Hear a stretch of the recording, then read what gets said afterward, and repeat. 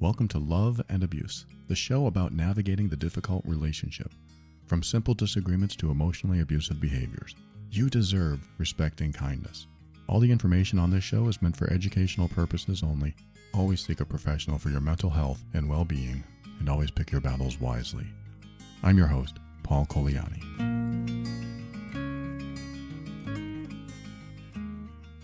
Welcome to Love and Abuse. I'm glad you can join me today. I'm going to talk about something I talked about in episode 118. It's called If You Don't Know Your Limits, You Won't Have Any. And I found an old sticky note that I had, and I use digital sticky notes on my computer, and I have a collection of them. And one of my sticky notes said, "What my stepfather did to my mom." All these things is just the start of what he did to her during their relationship. And these are what happen in an abusive relationship that doesn't end. That's why I'm referencing, if you don't know your limits, you won't have any. And that's so true. If you don't know what your limits are, you won't have any. And what ends up happening, and this sort of reminds me of when someone gets pregnant, when a woman gets pregnant and has a baby, it's, according to my partner, Asha, it's the worst pain imaginable. But then when you think about the pain, the pain that you had back then, you can't imagine it. It doesn't register, and it's almost as if the pain wasn't as bad as you remember having it, if that makes sense. It probably does for any moms out there. So I think the body is forgetting the pain so that you can have another child, so that you can reproduce. And this reminds me of an emotionally abusive relationship, or any abusive relationship, is that one abusive episode or event can be minimized in your mind. And because of that, more events like that can happen, and your toleration can increase, your resilience can strengthen, and keep you in an abusive situation. So when you have an abusive event occur, you may forget about it later, at least the intensity of that. Imagine if somebody smashed your thumb with a hammer, it's going to hurt. It may be the most painful experience aside from giving birth. It's going to hurt badly, and it may hurt for a month or more. It may just continue to hurt as it heals. But when it heals, you can remember the event, but it's hard to remember the pain as it was. You can remember you were in pain. You can remember how awful it was. But the memory of pain doesn't stay. It doesn't stick around. If it did, then you would have PTSD. It would be something that you would relive over and over again, and it would be intolerable. You couldn't go through it every time. To remember something that was so painful would be a nightmare. I mean, if you had the physical pain that went along with it. So the memory of physical pain typically goes away unless you're experiencing the physical pain again. If your thumb starts swelling again, that might be reminiscent of getting hit with a hammer, and that would certainly put you back in that state of mind, in that physical pain place. But for the most part, it's very difficult to remember physical pain with pain in the memory, actual pain.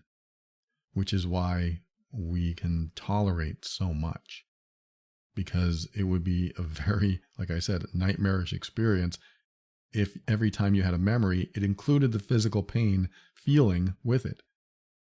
And that's the challenge with emotionally abusive relationships, or any abusive relationship, where you go through some sort of pain, and after it's over, it's not as intense because you're not in it. But the problem is you're still in the danger zone, so to speak. There are different abusive relationships: emotionally abusive, verbally abusive, and physically abusive, sexually abusive. And some people experience all of these and more. Some people go through the gamut. And verbal abuse is part of emotional abuse sometimes. And sometimes it's a covert abuse. There's all kinds of abusive relationships. And I'm only mentioning that because not all of them involve physical pain in the way that we think of physical pain. But physical pain comes with any abusive relationship because you feel it. you feel the physical pain that comes with the emotional pain. So in an emotionally abusive relationship, you will still feel pain. And I think that's something to note, in your mind. I think it's something to remember. Not that I want you to feel it again, but I think it's important to understand that there is pain involved and that somebody might be doing this. Somebody might be causing you this pain. And when that is prevalent in a relationship, somebody causing you pain, then in my opinion, something needs to be done. Something needs to change. And what needs to change is either having that conversation, telling somebody, look, I can't do this anymore because it's too painful. Or if you don't stop, I can't stick around. And that is advice that you may or may not be able to follow. You may not be able to say that. You may have a lot of commitments. You may have a lot of ties to the person that might be doing this to you. But it is something to keep in mind that you are actually going through pain when somebody puts you through any type of abuse or mistreatment. And you don't deserve pain. Nobody deserves pain. Well, there are some people that might deserve pain, but in the case where you've done nothing wrong and you're told that you're doing things wrong, because that's what usually happens, is that you think you're doing the right thing, you're trying to do the right thing, but then they tell you you're doing the wrong thing. And so you feel pain because they make you feel hurt. They make you feel guilty. They make you feel responsible for all the problems in the relationship, or there are all kinds of ways they can make you feel bad about yourself and bad in general, just being yourself. And that is something that some people can take away. They can take away your desire, your right to be yourself. And that's why somebody can experience abusive behavior and then become a shell of their former self. Because that former self slowly withers away. Who you were gets chipped away at. And eventually there'll be nothing left of who you were, or very little left of who you were. There's always something. There's always something of who you were that's in you now. Always. I can guarantee it. The way you can tell is because you don't like what's happening to you. If you don't like what's happening to you, then you're still in there. You're just having an internal struggle with it. You don't like what's happening to you because who you were isn't allowed to express themselves anymore, isn't allowed to be the totality of who you want to be. That is repressed.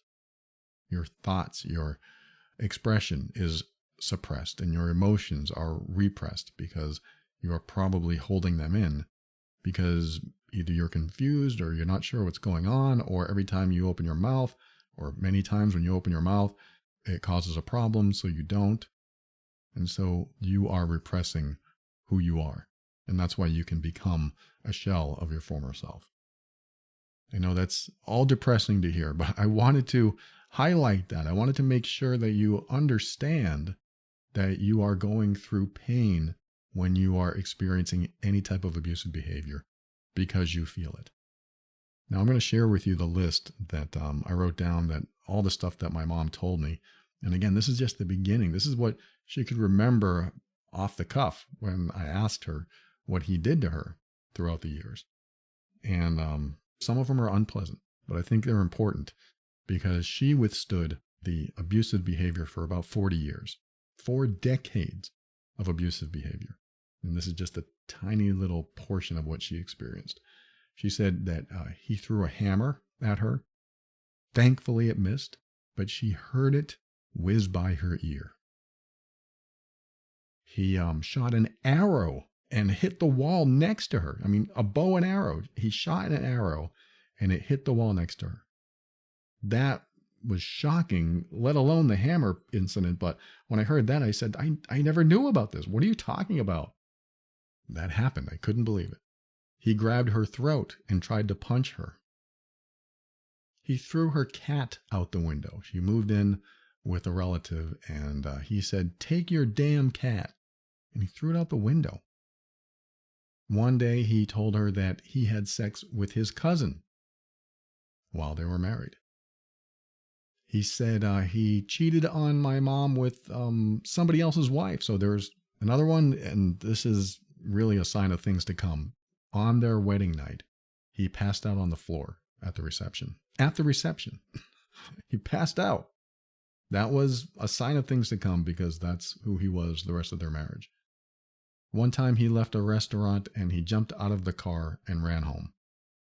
That's just a tiny little portion of what he did. And I know I'm airing his dirty laundry here. I don't tell you my mom's name. I don't tell you his name. I don't think he listens, but if he does, he probably needs to hear this. I've asked my mom if I could talk about this stuff, and she said, "Oh, you can talk about any of it. I'm past it. It's over. He's in my past, and I don't really care." She doesn't care if I talk about this stuff. She doesn't care if I reveal her history to you. And thankfully, I'm so glad she did that because I talk about her. I talk about my stepfather a lot on this show and my other show, The Overwhelmed Brain.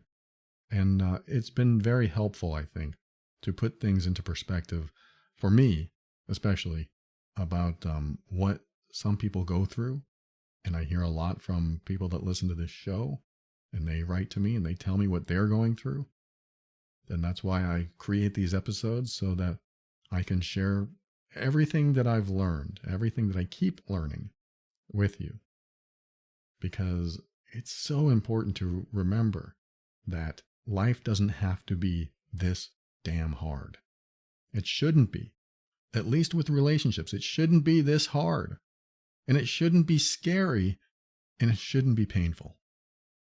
That is scary to me. This list is scary. Some of it is just infidelity and betrayal, and that was just minor compared to the other things where infidelity is sometimes like the worst thing that can happen in some relationships. But some of this stuff was life-threatening. And physical abuse too. I mean, I think my mom told me that he has hit her at least 3 times. I didn't even have that on my list. He has slapped her. When I was younger, I thought, why the hell aren't you leaving him? And there's so many reasons. There's so many reasons that the victim of an abusive relationship doesn't leave. Like I said before, there could be many commitments. There could be ties. There could be the fear of leaving, of what the repercussions are, the not having any money, not having any place to go. There's so many reasons. If anybody's listening to this now who's not a victim of any type of domestic violence or abusive behavior, try not to look down on the victims in those situations, because they are barely holding things together sometimes. They're barely keeping their head above water. They're doing their best to survive. And when you're in that survival mode, it's very difficult to reach in and get other resources like, okay, I'm going to move. I'm going to take my money and move. And somebody may not have money. Somebody may be isolated from friends and family and they can't go stay. Some may be in very dangerous situations. If that's you, for one, don't beat yourself up. Somebody else may already be doing that to you, and hopefully not physically, but you know what I mean. Don't beat yourself up, because you're doing the best you can, even if you feel like you could do better. I guarantee you, you can't do any better than you're doing right now, because if you could, you would. That sounds demotivating, I know, but you're doing the best you can. You can't do any better than you're doing right now. But that doesn't mean you can't do better tomorrow.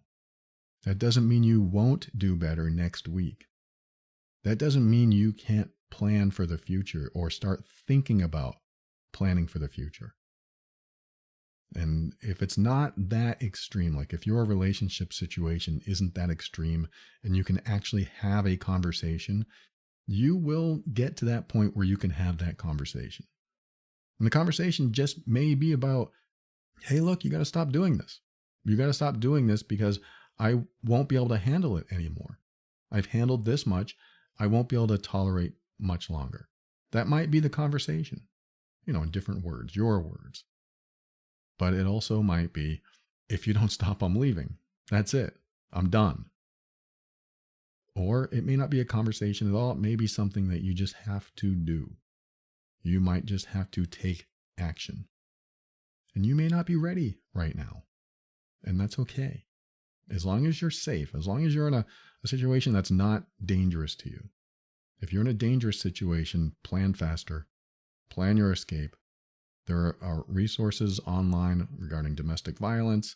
In fact, emotionally abusive behavior in, I think, many courts is called domestic violence. So if you are experiencing something that is a little too extreme or a little too dangerous, there are domestic violence hotlines that you can call as well. So I hope that's not you, but I want to put as much information out there as I can, just in case you're in that type of situation. So I wanted to share that list with you because it is a really potent example of somebody that continued to forget the pain. It doesn't mean she didn't remember what happened. It just, she had to get through the next day and the next day and the many, many years that she had, because she had to forget the pain or deny the pain or deny that she had a situation that was too dangerous to leave. But the reason she felt that way, the reason she thought that way, is because her toleration level was so high that it was almost at the point where, at least I'm not dead. When your toleration gets to the point where you think, at least I'm not dead, then it's almost like saying, I'll stay in this situation until I'm dead. And that is very blunt, and I'm sorry, but that is almost the same thing. At least I'm not dead is like saying, but I'll stick around until that happens. And I definitely don't want that to happen to you. I wanted to share this with you, sort of to make an impact in your soul, in your psyche, so that if you're going through anything that might be more extreme than normal, more difficult than it should be, or downright abusive, then it may be vital to do something or say something sooner than later. And I also wanted to share this as a reminder that sometimes we can forget that there's real pain involved. And if we forget that the pain still comes with the abuse and the mistreatment, we may continue to think, well, at least it's not that bad. Because we might move on thinking, well, I survived it. I just don't like the idea of being in survival mode all the time. When you're in survival mode all the time, life isn't enjoyable and you're barely scraping by. And I don't want that for you. I want you to have a fulfilling life. I want you to be able to live your fullest expression of yourself, because that's what you deserve. Thanks for listening. Share this with others that might benefit. Love and Abuse is the official podcast of the MEAN Workbook, an assessment and healing guide for difficult relationships. The workbook helps you pinpoint exactly what's going on in your relationship, outlining the behaviors causing you to leave so many interactions feeling bad. Take the assessment and the workbook and gain clarity on what your next best steps are. After you purchase the workbook, you'll get an invite to the private peer support group on Facebook. Visit loveandabuse.com for more information. If you've discovered that you are doing the hurtful behaviors to someone that you care about and you'd like to change that about yourself, sign up for the Healed Being program over at healedbeing.com. You can take the course on your own at your own pace or join the optional private online group where I and others will give you direct support. It's time to stop making those you love feel bad. Go to healedbeing.com. And if you're looking for a safer way to listen to this show where all the titles to the episodes are changed, click on the Safe Listening button on the podcast page over at loveandabuse.com. This show exists to remind you that you are not alone and you're not going crazy. You deserve to be treated with respect and kindness. You deserve honesty and sincerity. You deserve to be treated as worthy and significant, because you are. We'll talk again soon.